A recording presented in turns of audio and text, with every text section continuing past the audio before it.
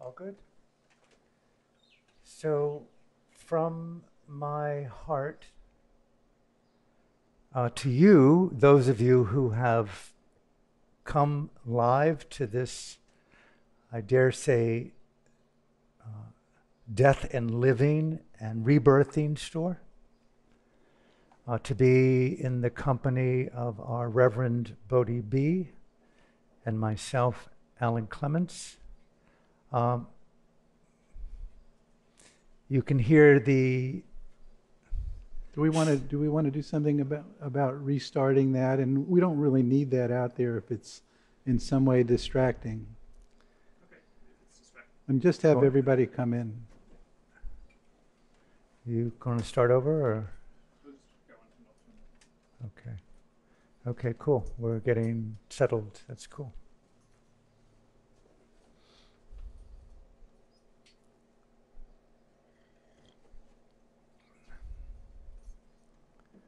So this is a begin from the beginning? No problem. You're comfortable? Okay. So tell me when we're ready to go and I will begin. So greetings to you, my friends, wherever you may be in the world today, tuning in to this super rare, mystical human moment. I'm honored to introduce our beloved Reverend Bodhi B here on the island of Maui in Hawaii, planet Earth, galactic eternity, in what's known as the death store. And I dare invite you to see death as invitation, opportunity. This gentleman will speak about the various, I dare use the word, portals of possibility to reinvent and re-envision the meaning of grieving and dying and death and disease and illness and all the ways in which fear, not to vilify fear, but to honor fear, honor sadness, honor anger, honor the interruption of everything based upon this biologically imprinted phenomena called discontinuity, i.e. death. No exceptions, to state the obvious, but how we exclude ourselves from the dialogue of inevitability. Thank you for tuning in, and especially thank you, blessed Maui community souls, to have come out today to this sacred event.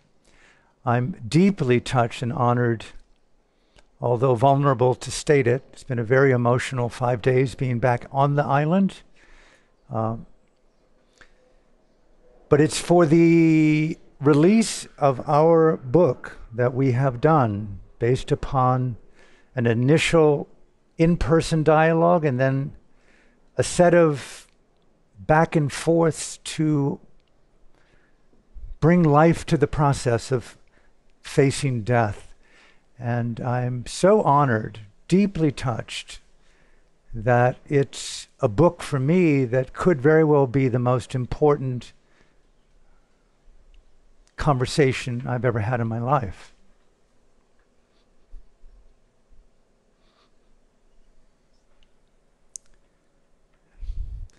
And I am deeply honored to say that it's been, I want to say captured, but it's been released into timelessness on the blessed pages of this short book meant to be felt, read in one sitting. It was purposely done to sit down for an hour and feel into this conversation, to bring to life, for me, the gift of this gentleman's vision, which he will explain. I will talk a little bit about it. A way of inviting the world to participate in the collective vision initiated by the Death Store and the good people here on Maui through the Reverend Bodhi B. We'll be talking about that. And I want to thank Barnes & Noble and Amazon and the hundreds of other online bookstores around the world that are carrying Facing Death, and I want to say the subtitle, A Conversation with the Reverend Bodhi B.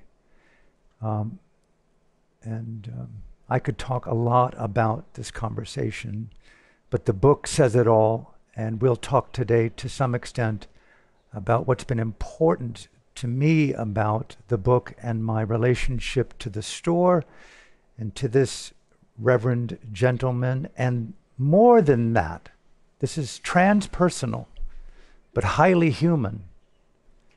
A vision that I have not seen in my humble years on this planet like this. Vision being instigated and patiently enacted by the good folks at this place. The death store is not a small store. It's global. It's galactic. It belongs to every human being beyond religion, beyond country, born, about to be born, dead, rebirthing. We have touched the ultimate psychedelic. It's coming through the portal of this living and dying store in Haiku, Maui. Go to the website repeatedly. This is one of those things, if there's a word beyond viral, I'm saying instantaneous everywhereness in all ways right now. And I've met some very interesting people in my life. I pride myself, not that I'm interesting, but I have a very good skill at adventuring the world at great odds because of this innocent thirst in me. Maybe you share it, to discover things that you don't really know much about. And you seek out people who've dedicated their weeks, their decades, I dare say their lifetimes, to a very small or macro phenomenology. Death is so prevalent, but so rarely not talked about alone, but discovered in the uniqueness that I have found in conversation and association with the Reverend here.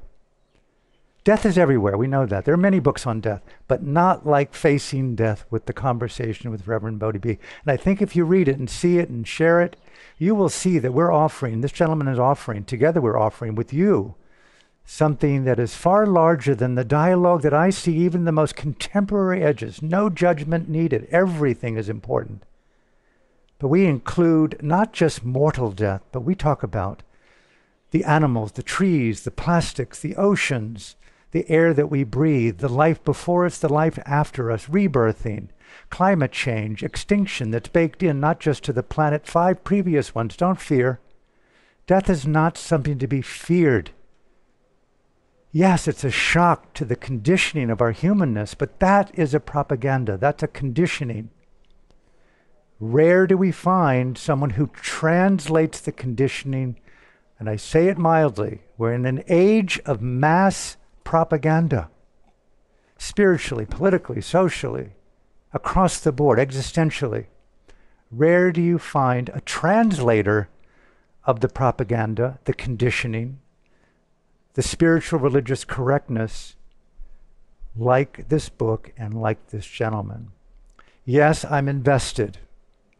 And I will end here and turn it over to the Reverend Bodhi B. We'll have a chance to have a conversation at the end with questions.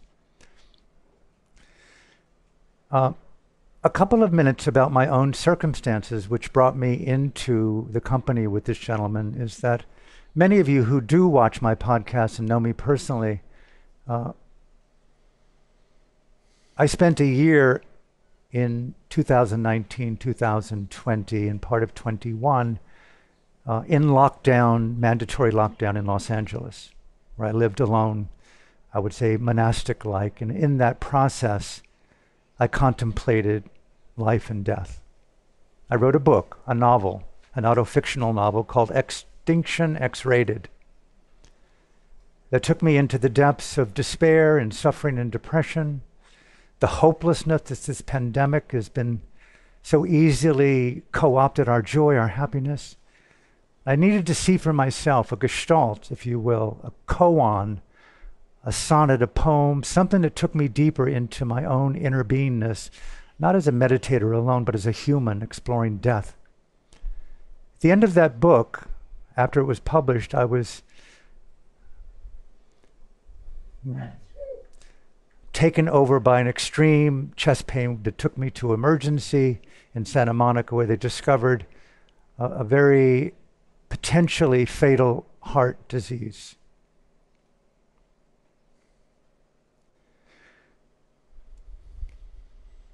In the process of discovery, I realized through surgeons and consultations the extreme intensity and invasiveness of the surgery to possibly extend my days and weeks and maybe years in this life.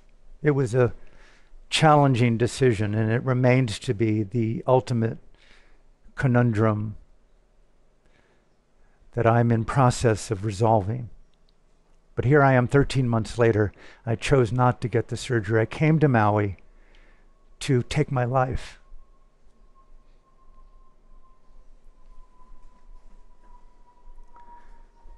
And it's one of the only 4 states in our country that allow you, under rigorous psychological, medical examination, to be granted the right to be given these, I call them rebirthing substances, the elixir of transition, a pharmaceutical set of drugs that within a few minutes, with hospice care and doctors nearby, if you so choose, you transition to the great mystery. And I was granted those substances. I'd always known about the Reverend's work. Maui is my second home. I've been here for the better part of 5 decades. And I asked Reverend Bodhi if he would be gracious enough to bury me here up the street if I were to die here, which led me into this gentleman's life on a more intimate basis. And here we are on May 21st, 2022. Ironically, it's the day that I ordained as a monk in 1979 in New York. My first great rebirth. This is my second.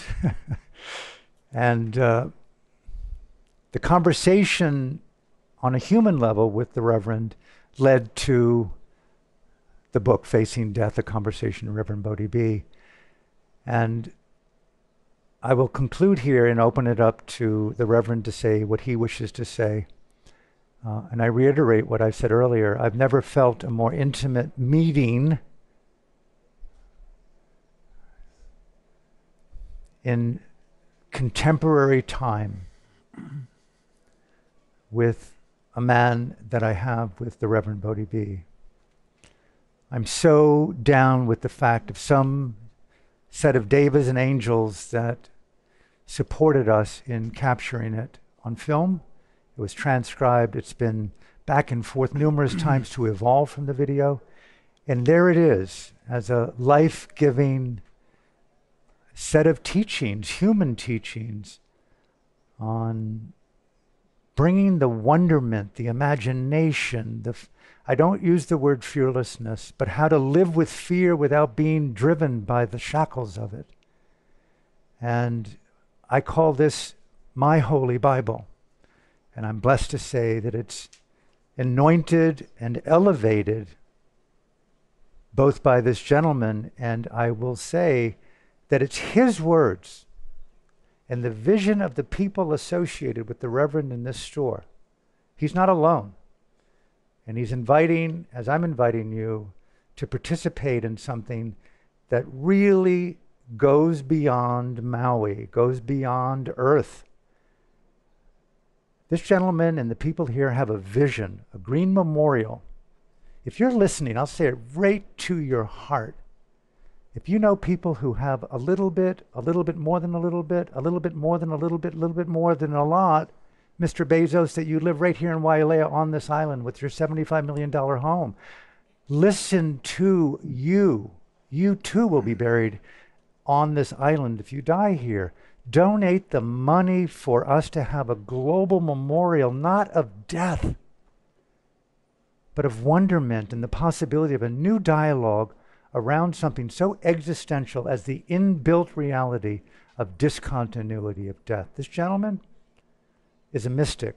He's a reverend for a reason.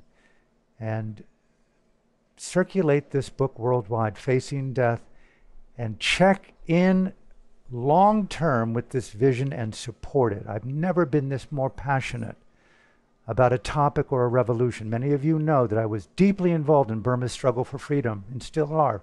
40 years later, I brought Aung San Suu Kyi, when she was imprisoned, voice to the world through our book, The Voice of Hope.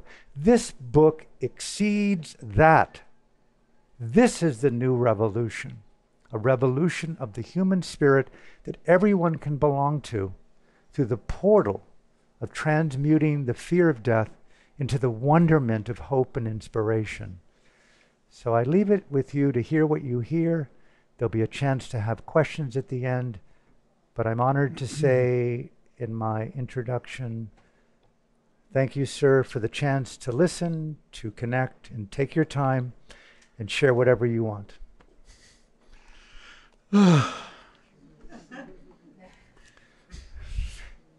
Thank you. You're very welcome. Honored. Well, first I want to give thanks to my teachers, those in Bodhi and those elsewhere, for helping me get here. Big time. People ask me, why do you call it the death store? You're doing such important work, why call it the death store? So many of us in our lives have looked for how to enact a new healing story in the world. A regenerative, sustainable life story about life. And on that path, we looked for what was broken and why there's so much brokenness in the stories that is playing out still. And I found my way to the death piece as one of the pieces at the core of why it is broken, that we've pushed death out of the story. We are incredibly death phobic, death denial, death aversion. You don't see it at the mall. It's barely represented in the community at all. And, you know, the dog died, the car died, oh my God, the phone died, but grandma passes away over and over and over again. She transitions, she graduates, she passes on. There's hundreds of euphemisms to replace that grandma died. And the truth is, grandma died. And that's a beautiful thing. And that's a piece we need to fall in love with, not just accept it, but to actually fall in love with. Death happens and we need to die. And to say that we need to fall in love with the truth that we're going to die and we don't know when, in this culture is revolutionary in itself, or madness. I can ask 100 people, how many of you know we're going to die and we don't know when? And 100 people raise their hand and look at me like, well, that's a silly question. Everybody knows that. I don't think that's true. I think 100 people might know that in their heads as another piece of information. And while some may say we live in the information age, I would say we live in the overload information age. And the fact that we're going to die and we don't know when is just a piece of information, and maybe it helps us recognize that other people died. But when I look around, it doesn't appear to me that people actually live and act like that's true on a daily basis. Maybe it's not a cellular, embodied, realized truth on the level that changes what we do every day. And we could talk about why that's a good thing in terms of keeping everybody shopping. But the point is, it's to our detriment, and it's a disservice to us as people, as community, as village, to keep death out of the story. Albert Einstein said, either everything is a miracle or nothing is a miracle. What I love about that statement is it's a choice. It's a strategy. And I found that the strategy of It's All a Miracle is a much more empowering, beautiful, fun story. So is death part of the miracle? Does a healthy life include its death? So we come back to the death store, which is really about, it's not about the till we meet again store or the multi options people have offered me about what I could call this place, because we're holding up a pole. We're holding up with one of the tent poles in this community. And the tent pole that we're holding up is that death is present. That with everything else going on, we need to recognize the truth that death is always present and always has been, not just since COVID came to town, but it's always been right there. And as somebody who's been on a spiritual journey for, not anymore, I'm not a seeker at this point, but have been for 30 or 40 years. And that led me to many teachers and spiritual traditions. And the experience of having an awakened, illuminated experience that shakes us, me, us, you, out of what I call the default cultural sleepwalk is the point of spiritual practice. That the holy is present here and now and always has been and has never been separated from us. And what I discovered as I found my way into the world of death and dying was that something happens to people, pretty much everybody I've come across, that when somebody close to you dies, or somebody close to you finds out they have a terminal diagnosis, or you find out you have a terminal diagnosis, something happens to everyone I've come across. And what happens is people are shaken into here, now, the preciousness and fragility of life. And it points us to what's most important in our lives, which almost always is about our relationships to the people we love and care about.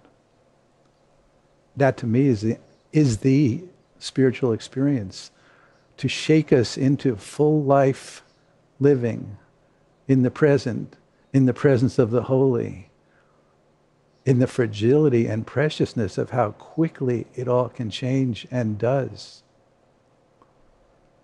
And so in becoming a minister and in teaching about our relationship to the holy, to me it felt like death awareness, death teachings, was the most powerful thing I'd come across into how quickly people would shift.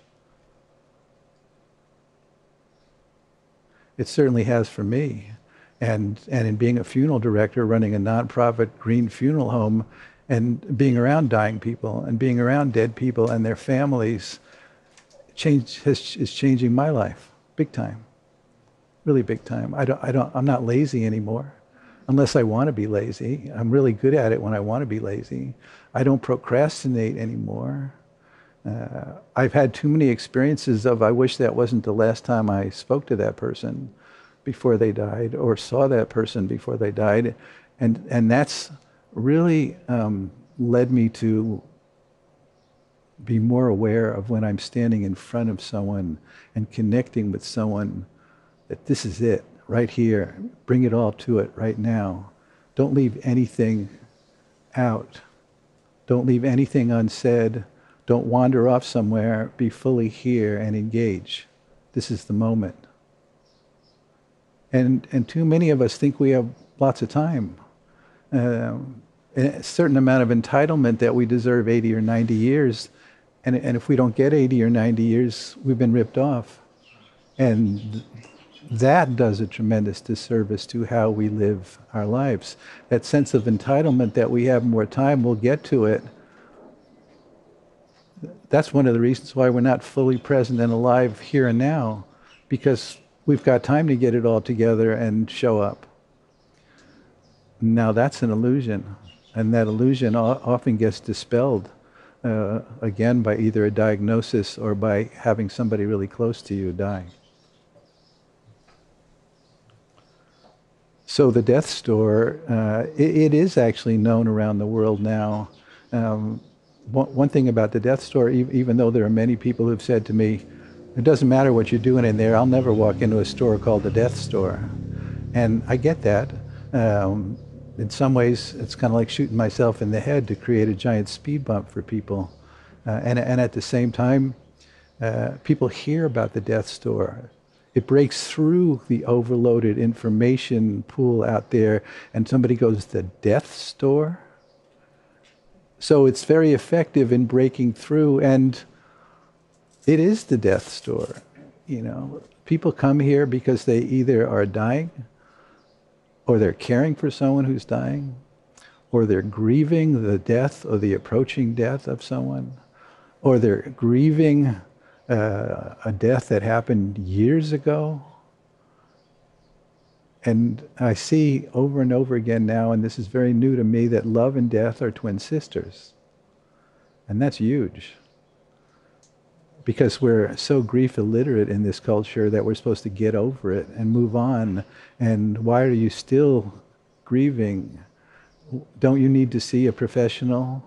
Often from well-meaning, caring friends who themselves become uncomfortable in the presence of grieving. I think because so many of us have not given ourselves the freedom to grieve what needs to be grieved. And if you care about the world and you pay attention to what's happening in the world, a lot of us are grieving what's happening in the world. A lot of us are grieving what's dying and what has died. And you know, I grieve for my grandchildren who will likely see a much worse time here than we will. And there are many, many species of birds and animals they may never see, ever. So to prepare for one's approaching death in the truth that we're going to die and we don't know when, turns out to be one of the most powerful spiritual practices out there in my view. That not only will it prepare you when your dying time comes, and I've seen enough to know that it helps to have done some preparation. I mean, if it's true that you're going to die and you don't know when, you won't be as shocked when you find out today that you're dying. But maybe equally or more important, it'll change your life. It'll change how you live every day. If you get up without a sense of entitlement, like, wow, I woke up today. Is this the day I'm going to die? Try that on in the morning before you get out of bed. You don't need to wait for an answer. If you ask the question sincerely, it'll change how your day goes. So I want to change the world. And I think death awareness is one of the ways to help shift consciousness, because it seems to me if we're really going to change the story that's playing out, we need to change consciousness, individual, community, village consciousness. And my experience shows me that death awareness is the quickest way to shift consciousness and to bring death into the mall. I think there ought to be a death store next to every Starbucks. I've gotten a little more conservative. Every other Starbucks would be great. To bring it out, and we are an educational community resource center really to provide counsel and support and education in I would say a very warm, welcoming environment. And being nonprofit, we're not selling anything. We're ministers. It's a ministry. And we want to take it back from industries that are charging enormous amounts of money and often employing very toxic practices.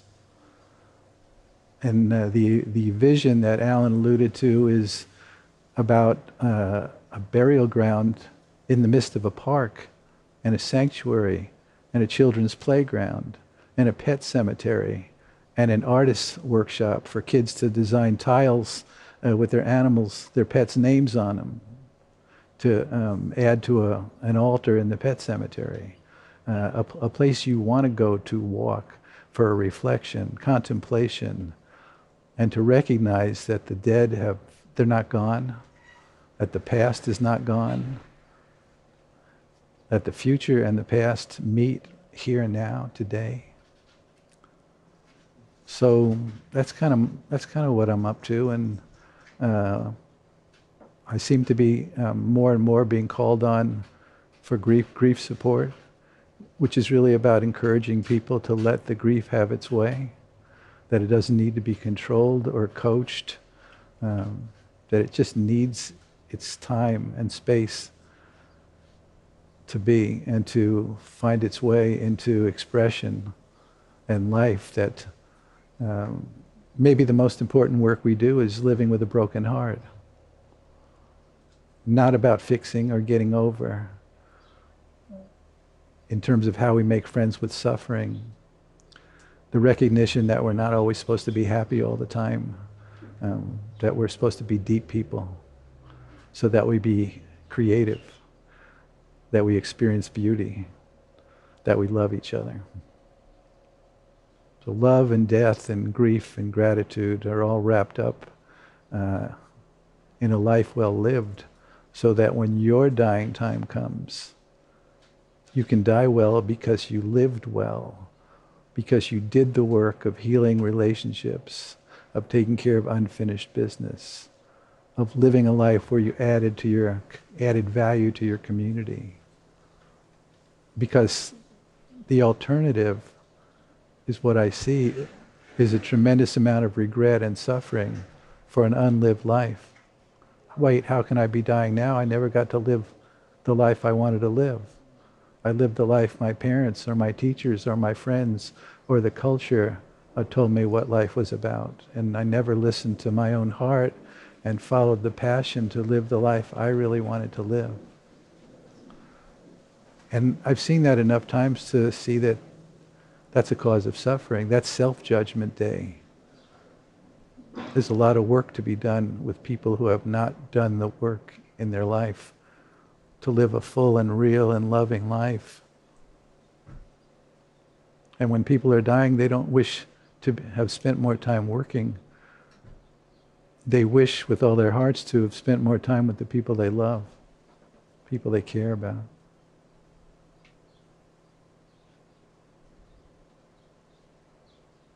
So that tells my story a bit, and our story here, and we're holding down something on Maui, and would love to create Maui and Hawaii as a destination for conscious and well-being dying.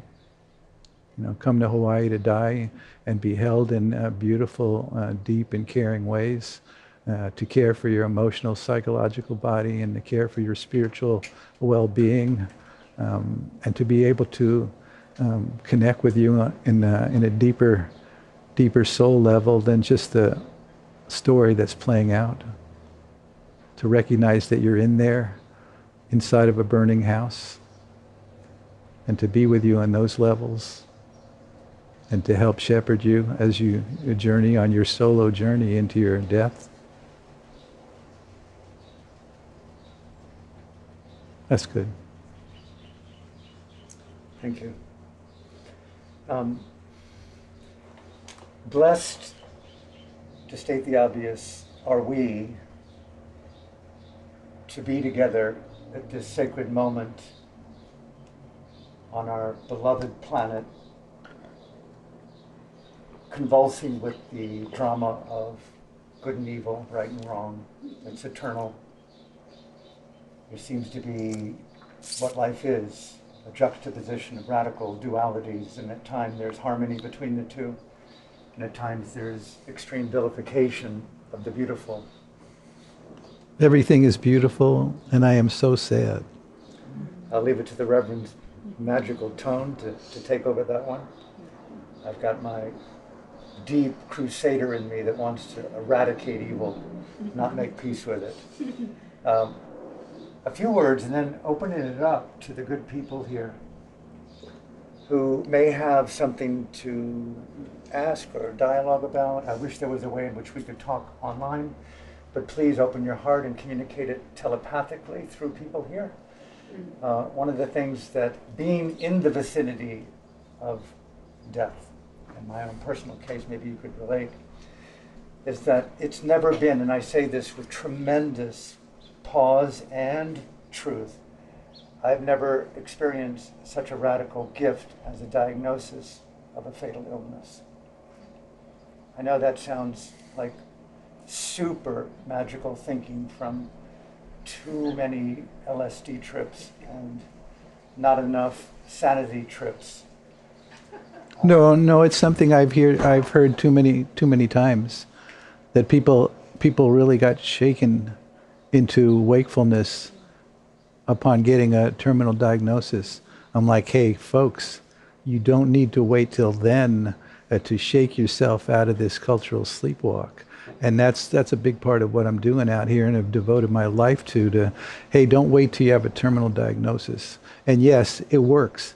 You get a terminal diagnosis, and everybody I've talked to is like, wow, I never felt so alive in my life. I was just shaken into this, as I said, the fragility and preciousness and rawness of, and also how beautiful it is. Don't wait. And, in the book we cover a lot of these topics, but there's this sense that death brings you into the moment, but the moment isn't as narrow as the now. And there is no now. This is why I had a conversation with this gentleman. It's in the book. Just like that, it's gone. And there's this elongation of time through the portal of immediacy for me. I've called it, in my own humble Buddhist theology, the navigation of relational space, rebirthing. And by way of saying that the year I've been on the island here, and I'll turn it over to people here for questions, I took off my shirt, I took off my shoes, I only wore them in Whole Foods based upon Mr. Bezos demanding them. And Careful now. He's going to donate to the Green Memorial and stop building mansions all over this blessed island. He can do both. He can do both. But it took me into wonderment. Yes, there's shock and there's tears, but the tears, women know this, as the divine feminine is so innate, to use not a cliche, but something I've been birthing in the last year, is the tears are magical, I don't know how deep it goes, but I've never felt a more mystical year in my life, and it gets more radiant. I meet people in this immediate eternity of present, don't hold back, the love, the fear, the intimacy, the lust, the desire. It's like everything you wanted meditation and psychotherapy and psychedelics to provide, just get a terminal illness. And it's all combined into one, and you can have a baby there in the moment called true love, without the residue of, I need you to become whole. Catch me on the other side. Anyway, I'll close with this couple of minutes here. I have been gifted through this gentleman and the people near him. Bodhi is, from my looking into his world, is relational. There are people in his life that make each other the death store. He's not alone, nor is he the leader alone, but he's a remarkable leader along with other leaders in the vision here. There are women, there are younger people, there are older people. This is a vision to engage in. I cannot emphasize enough. Yes, meditation retreat and workshops and teacher trainings, blah, blah, blah. Acro yoga up the wazoo. But really bringing yoga to dying, where you can't move your body because of a fatal diagnosis and you're on tubes in hospice, and yet there's magic somewhere in that space in you, that's a very rad yoga. That can't be found easily in ayahuasca. And yes, those things have their value, no doubt. But the value of really dropping in trans-mindfulness, I'm a mindfulness junkie. I have suffered over meditation syndrome. But getting down deep, as this gentleman says, we're all dying, we don't know when. No, we're not all dying. I just said that purposely for him to say that. Go ahead. We're not all dying. Although when I ask 100 people, when do you start to die? Most of those people say when you're born, and that's, to me, another very disservice to us as a people. If we're all dying all the time, then when you find out your best friend is dying, it's like, what's the big deal? We're all dying. No, we're not all dying. Dying people are doing something we're not doing. Very much so. You wouldn't tell the mother of a brand new baby, "Oh, what a beautiful baby. Too bad it's already dying." Not because it'd be rude, but because it's not true. It's not true. We're not dying. And that's really important, because most people will answer when you're born. That's not true. Yes, of course, cells are dying all the time. Yes, no, I think impermanence is another name for God. There's change happening in every moment, in our bodies and everywhere else. But we're not dying. We are not dying. Beautiful.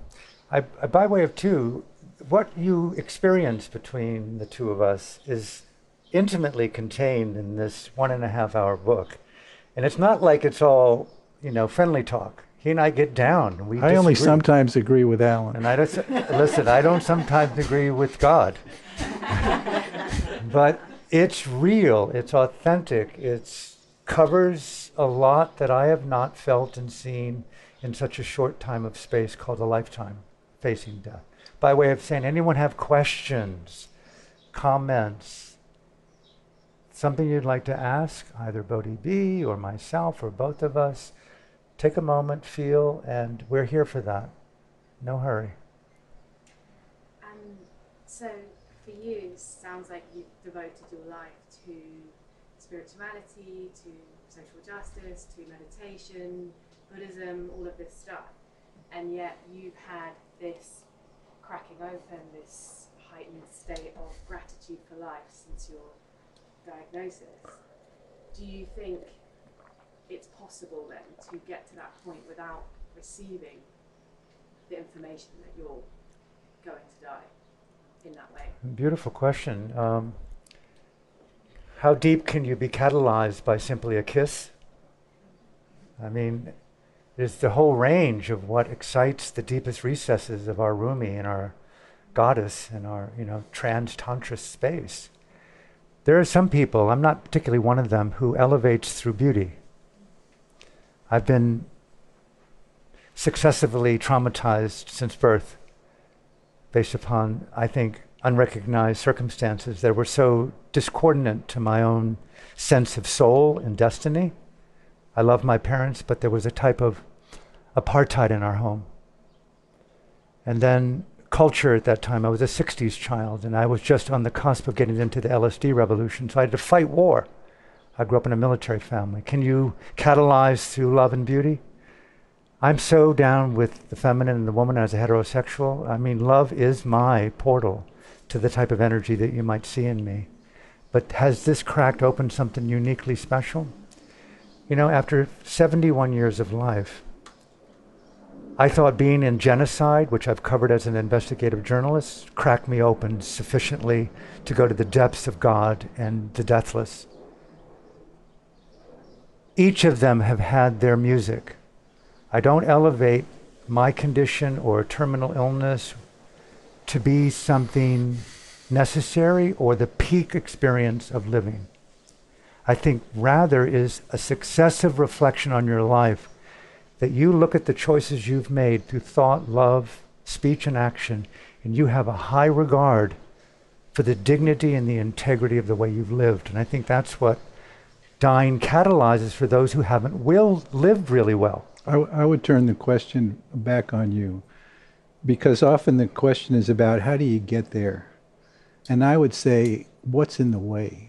You're already there. What's in the way of you not recognizing that in this moment? And that's a question I ask myself, and that's a question for all of us. It's not somewhere that we're not already there, and in the recognition that in fact is true, that the holiness moves here and now in each and every one of us, and is present in this space in such a much bigger way that we wouldn't know what to do if we were just in this space. We'd hardly know what to do in the recognition of the miracle that's happening in this moment. So what's in the way? right? Our beliefs, our judgments, our fears, our stories, right? You know, people have these elevated experiences and want to know how come they don't stay elevated. Well, because we carry around this baggage that drags us back down, right? The Sufis call it the maqam and the halal. And the more we have these elevated states, the more we recognize where we want to be. So some people just want to take LSD every day. I did for a while. Seemed like it made sense. In fact, I wanted everybody to take LSD for a while. In fact, we plotted on how we could make that happen. But the truth, in fact, Ram Dass said a beautiful thing after an LSD trip. He said, all this time I thought that I came down after an LSD trip. An example of that is you have this amazingly elevated, expanded experience, and you walk in and there's a pile of dirty dishes that somebody left in the sink, and a lot of people just went, bummer. But the dishes didn't bring you down, and that's what Ram Dass finally realized, that he didn't come down, he climbed down. And that's for all of us to recognize that what's in the way.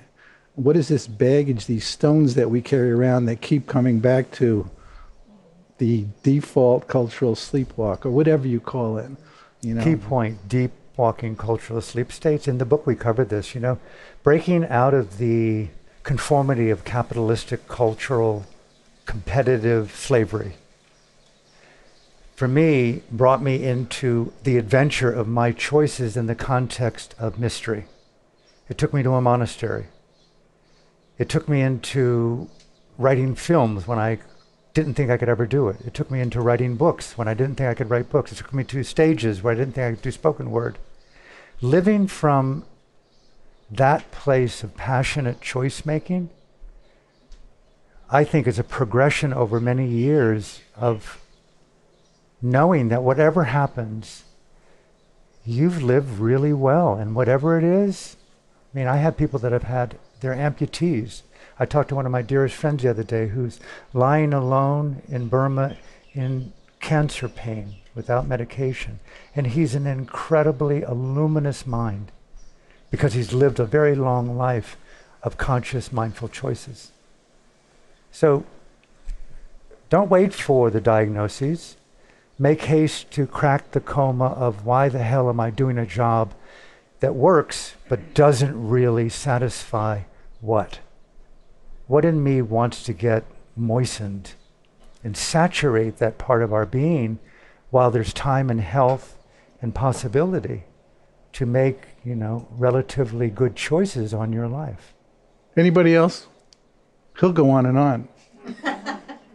I'm dying, he's not. We don't know which one of us is going to die first, right? We don't know, right?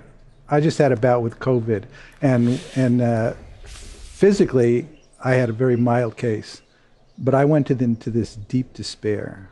Really blew my mind. So much despair. I didn't even know if I cared about living at that point. So the verdict's not in terms of which one of us will die first. It may be a little more real to Alan, the truth that his dying might be imminent. I'm around it so much that it's very real to me, but it may be a little more real to him. But we don't know who's going to die first. We get to see. In fact, we all get to see. We're kind of all accompanying each other this doorway, and maybe we should have a lottery to see who's next, because now we're watching our parents and our friends dying. And then there's things like war and genocide, where it happens in mass. It's not an elegant process. One by one does God take us. I've been in, unfortunately, in war zones as a journalist, and people like you and me and all of us, next thing you know, they're at a village city down the street. Next thing you know, they're at your door. Next thing you know, you're living in Sarajevo with bullets to even get water and food. Next thing you know, you're dead. My friend just told me the story. He was in bed and a glass fell off the shelf and shattered, and a piece cut him on his leg where he started spurting blood. I mean, these stories are all over the place. There was an old Japanese couple in Manoa Valley that was sleeping one night when a big boulder up on the hill just rolled down and crushed the whole house.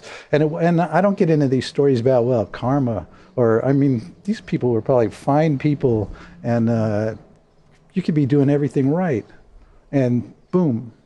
Boom. And was it their time? I don't subscribe to that either. I'm going to lead a memorial for a young person that ended his own life. Tomorrow I'm going to lead this memorial. And was it that person's time? I don't subscribe to any of that. Karma, I don't think we really understand karma.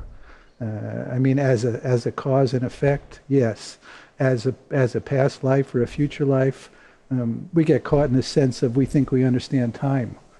But we only mostly understand a linear sense of time, and that's only one kind of time. So karma may have nothing to do with anything once you die, or how you got here, or why things happen to you, or are you being punished? Or the Bible says the wages of sin is death. Death as a punishment. Now we may not subscribe to that story, but I meet people all the time that think they did something wrong if they get sick, or they get a terminal diagnosis, or they think they're being punished. So that's very deep in our culture.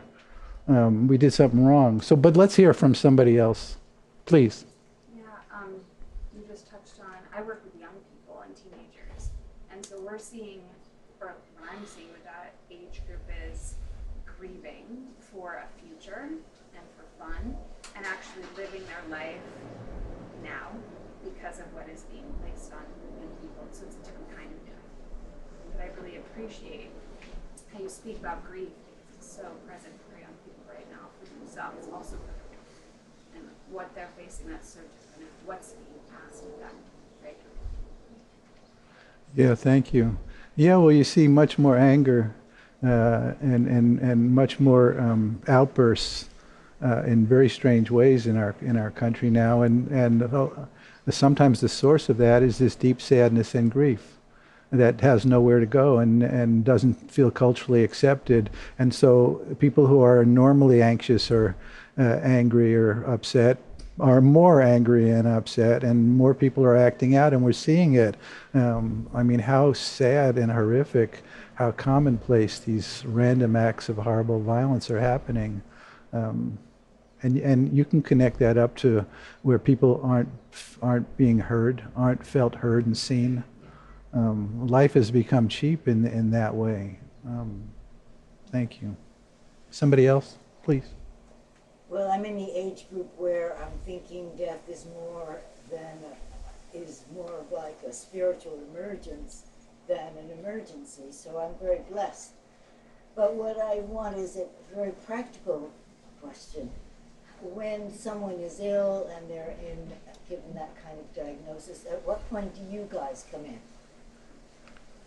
Well, we're not chasing ambulances, if that's what you mean. We're at any point where people call on us, and that could be healthy people that are curious enough to want to get educated and step beyond their fear, not necessarily become fearless. I don't think you need to become fearless. I just think you need to not let your fear get in the way.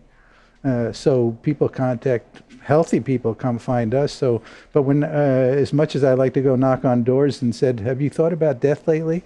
That's not my work. We're here and we're trying to make our presence known, so that we're the people to call, and oftentimes we are. And when you say, "Well, I'm at that age," I think that's a funny notion, because people come in here and they're in their 60s or 70s or something like that, and they say something like, "Well, we realized we're at that age where we need to start thinking about death."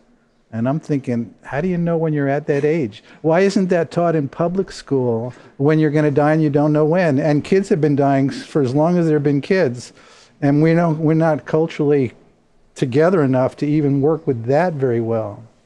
So yeah, but thank you. Yeah. I have a question for you, Alan. Yep. Very personal question. Yep, sure.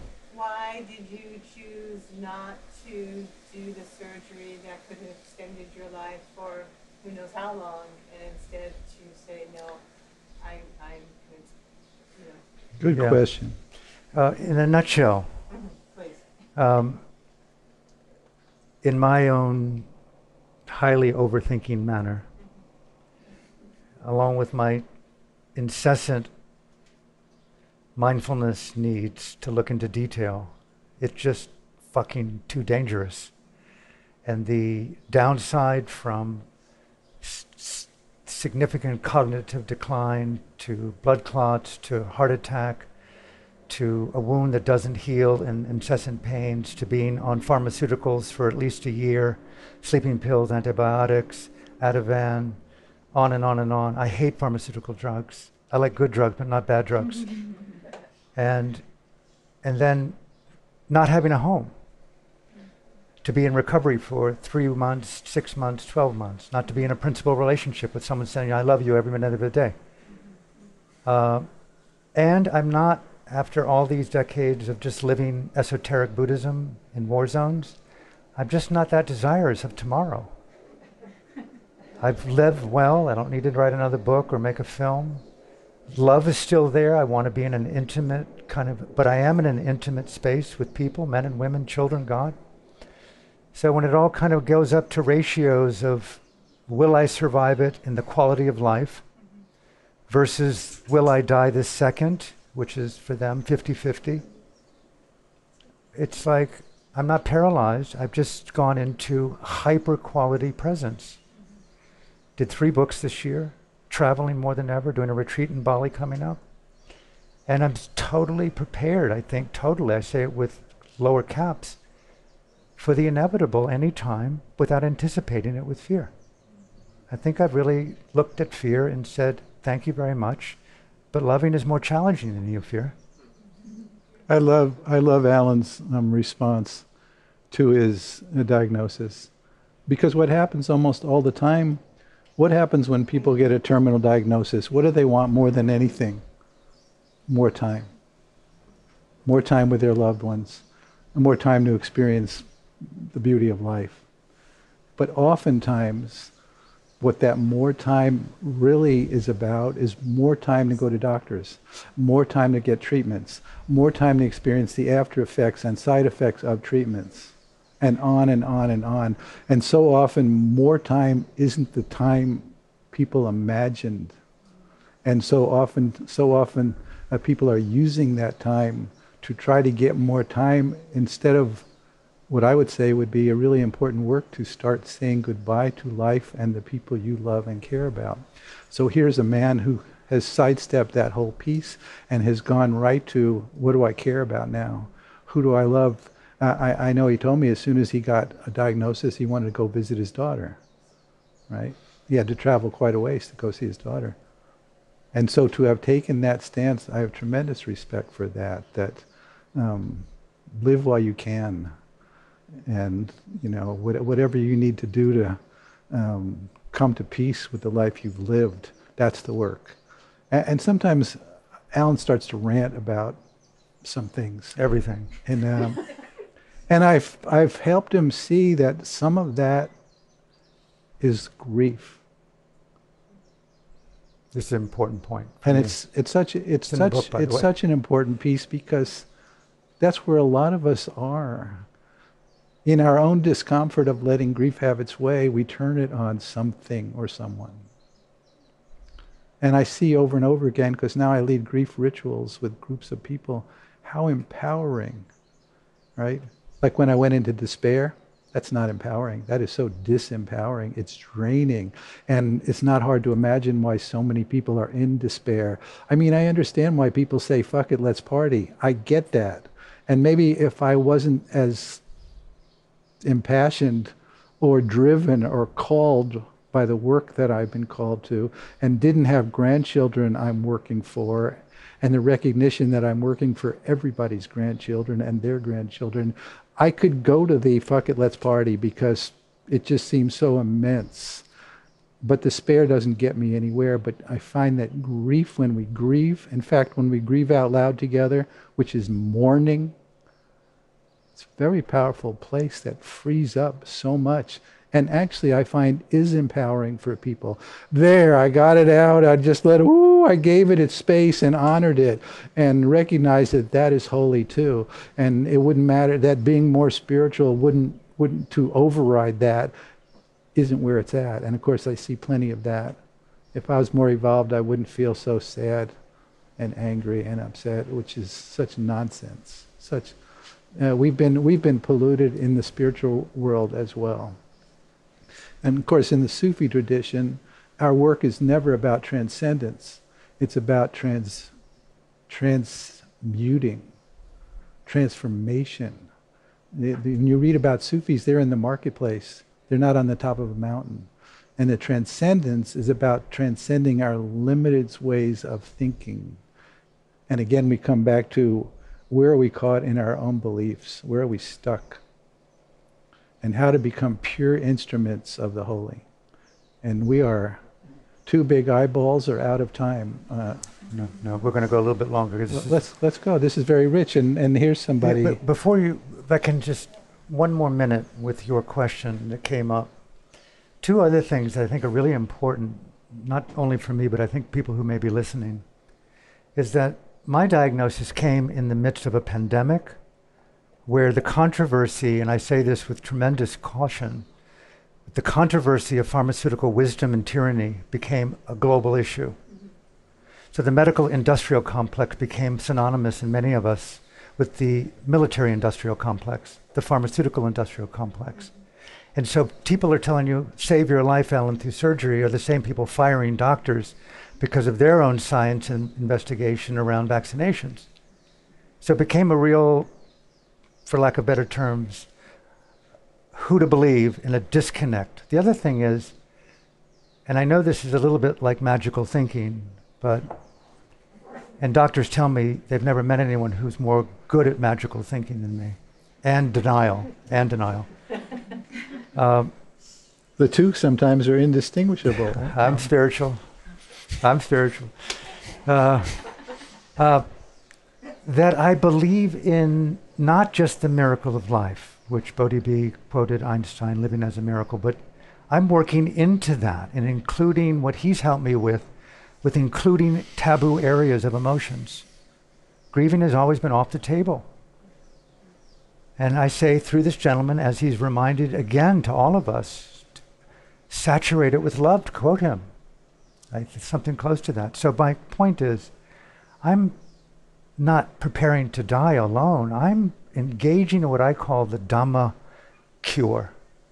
I've devoted my 5 decades of Dharma life to meditation, to controversy, to inquiry, to miracles through meditation. I've seen people heal with terminal illnesses in meditative environments. So I've given myself over to that, with psychedelics, with dosing, to meditation, to yoga, to intimacy, to love, to sexuality. And I am thinking, if I can just keep doing it, there's an alternative to the military, medical, pharmaceutical, industrial tyranny that, guess what? Miracles not only are self-evident if you are opening your eyes, but you can transform even something like a fatal illness if you've got the right state of consciousness. Call me, I'm channeling my inner Joe Dispenza or something, I don't know. More power to you. But I feel that to be a very quiet passion for me. And it's a whole other... Well, it's in the book, and I'll leave it at that. So, Alan, I was playing back to the very first thing you talked about in coming here and having a transition, it appears, from what you said, of where you were with your possible death and your diagnosis, engaging with Bodhi. I'm guessing, correct me if I'm wrong, that there was a transformative time period there where the fear of dying was accepted in a different way through the engagement that you'd had with Bodhi, for you to come to a different way or path around your fear of death. How did that play in, if it did? Well, and I don't say this with any heroics, I've not had a fear of death. I've been in war zones a lot. And I've said I love you to the key people. Bodhi, thank you for bringing up about my daughter. I've done what I had to do with intimacies. I've made amends with the past and the present and the future.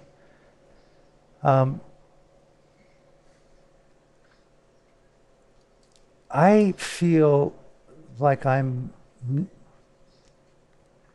in a miracle, in a weird kind of way. It's almost as if I feel unable to communicate the evidence of my miracle, so I stay a little bit isolated from people.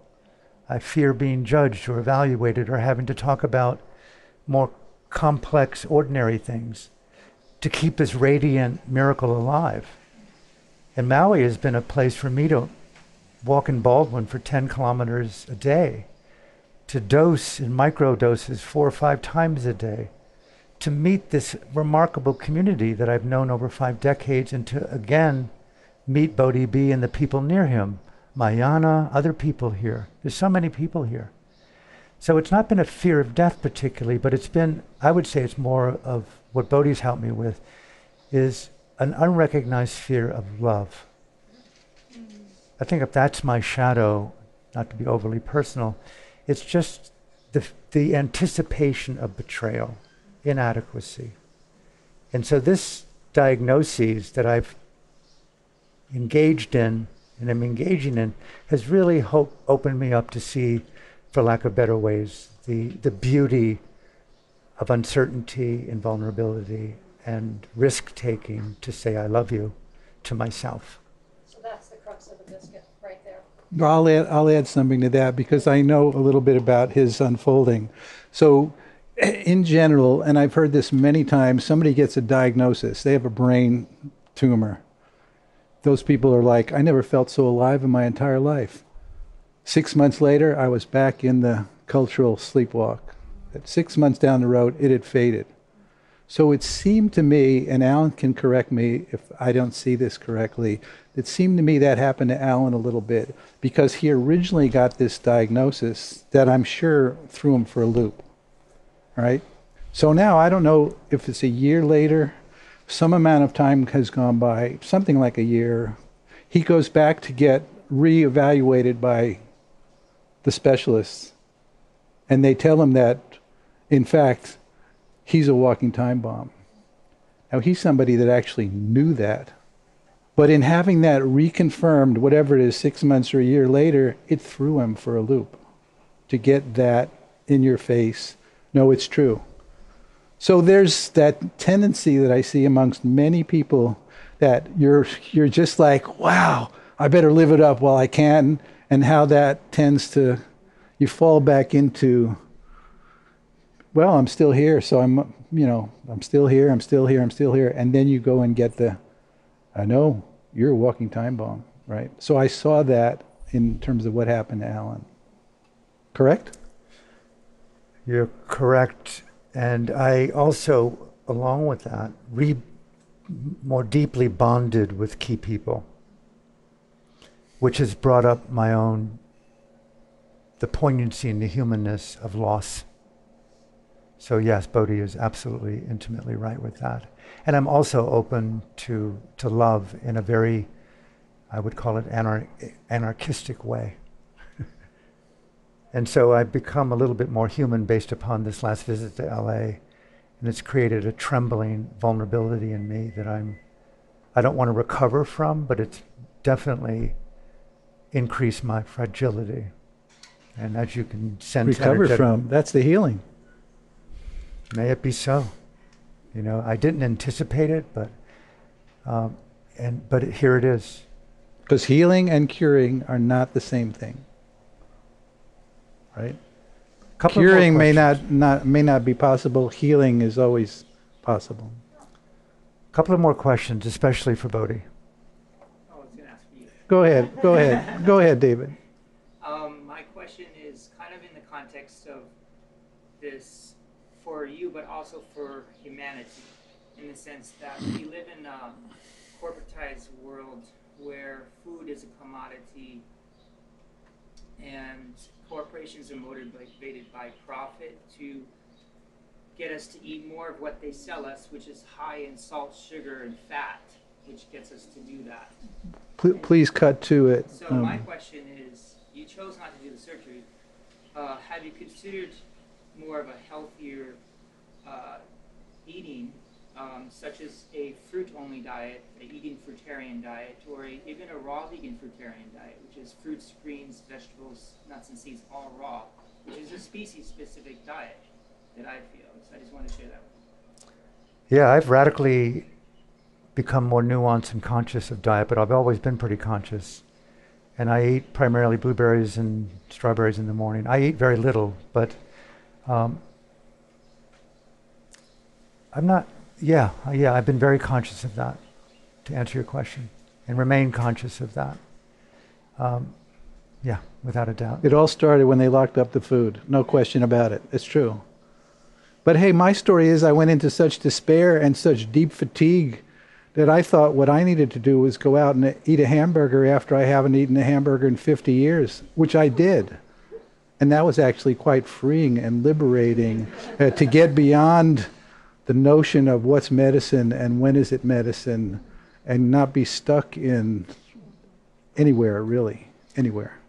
The real David, to answer this, now that Bodhi said that, now that I've exposed myself about the hamburger.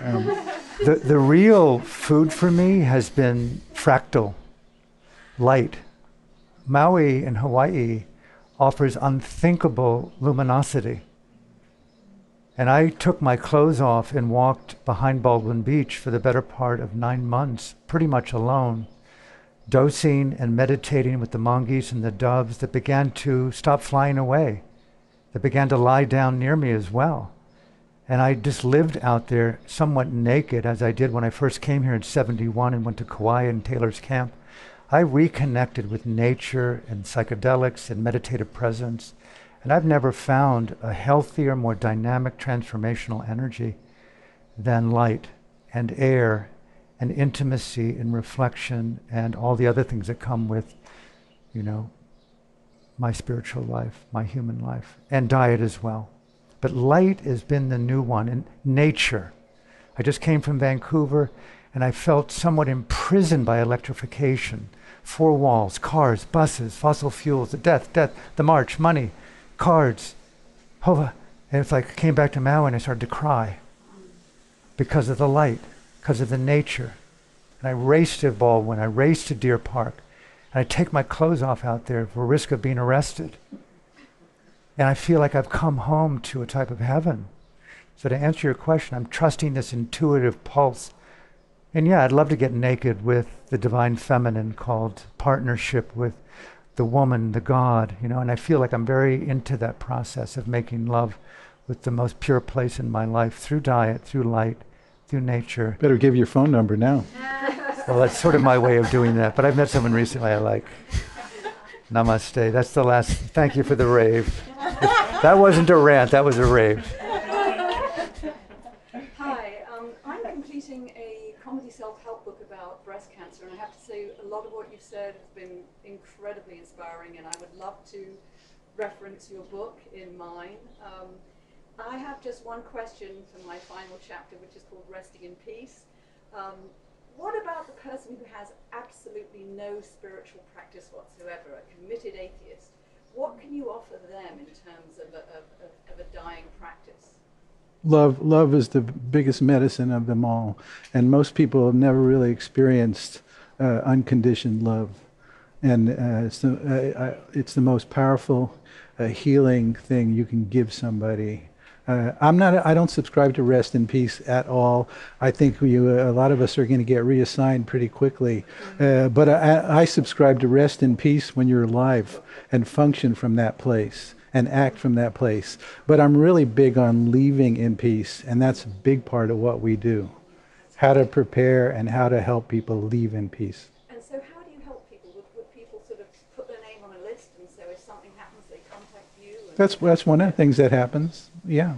Well, I can tell you my own way would be to read the book first, then you have a depth of knowledge, and all the details for the death store, contact, are in the back of the book.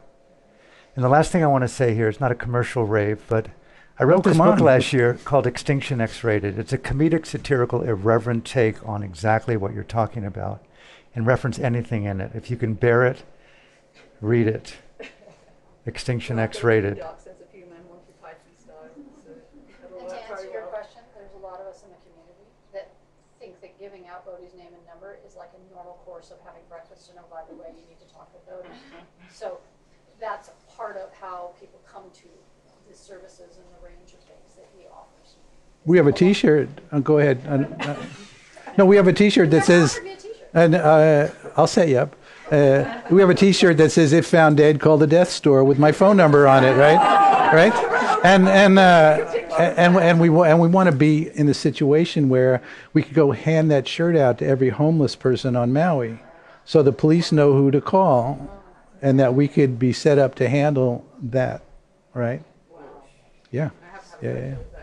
So if you want to talk about nonprofit, only a nonprofit would speak about taking care of the homeless when they die. There's no money in that. So that just speaks to where Bodhi comes from and the passion of this work. Thank you. Facing, what, I'm sorry? Can I add something to this discussion?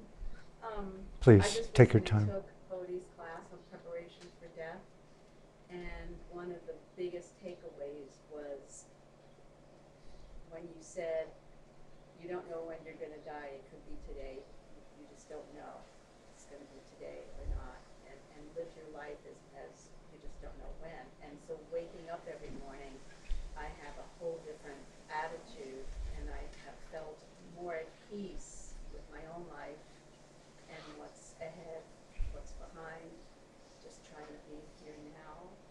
And the course has done a lot in my life. Thank you. And there's really nothing like facing potential death from illness. I've had breast cancer twice. That just sort of push you a little bit along the way with that.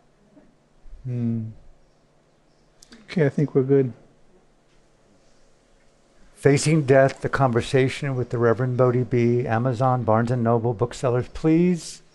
It's a love letter to the world to invite a dialogue about the topic and to invite all people with your friends and family to enter the death store with love and inspiration. Meet the people here, meet Bodhi, and please support this vision in every way that you can. So from my heart and from Bodhi's heart to you, thank you, thank you, thank you.